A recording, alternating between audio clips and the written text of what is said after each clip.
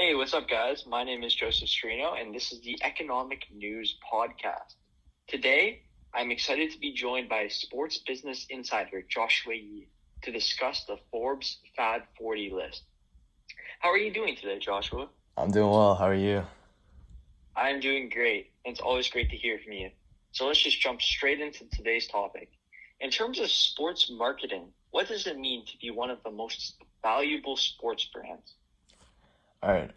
This is just my opinion, but to be one of the more valuable sports brands, I think it's ultimately to have the greatest value amongst fellow competition. Obviously, there's multiple components that build up their values, and here are a few of them that cross my mind. So the first thing is I think the brand must be unique and creative in its own way. It's pretty important to have an outstanding set of products that is like different from the rest.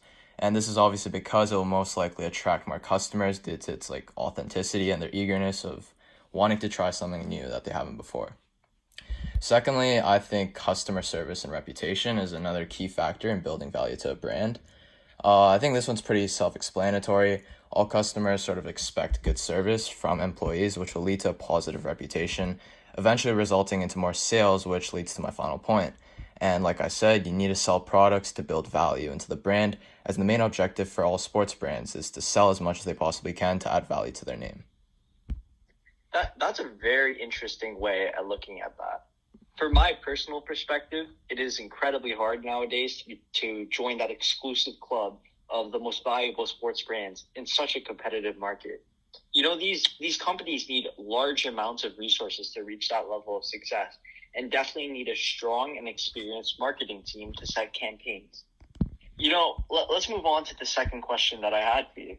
All right. Which top sports brands rankings for 2019 did you agree with, and which of the rankings did you not agree with? For this one, I had to agree with Nike's ranking and disagree with Gatorade's ranking. This is mainly because I thought Nike should be there because it's more of like a giant company in the sports business world, and Gatorade shouldn't really be there because it's not really compatible with all the other brands that were listed on the list.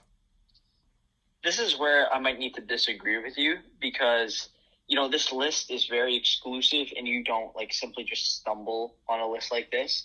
And this list has so much prestige. They don't get on this list by accident. And Gatorade does have an excellent marketing team, which helped them gain that status. And I do agree with you that Nike definitely deserves to be there, being one of the giants of the industry.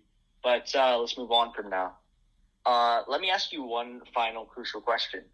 With your experience and insight on the world of economics and branding, what up-and-coming sports brands do you see making the list in the future? All right, so in my opinion, I think New Balance is definitely an up and coming sports brand, and this is mainly because they recently had a partnership with basketball star Kawhi Leonard, who is pretty much taking over the sport of basketball currently, and I think that partnership will definitely influence New Balance into taking off for future sales. Hmm. Personally, I think that like the giants of the industry, like Nike, Adidas, those companies will remain at the top for the foreseeable future. However, up and comers like Lululemon and Gymshark will find further success in the market. I also think that the brand Uniqlo, who sponsors Roger Federer, will continue to grow rapidly as they do a great job marketing overseas. All right, Joshua, it is a pleasure to speak to you, and it's always great to interview someone as knowledgeable and experienced as you in the field. All right, thanks for having me here. No problem. The pleasure is all mine.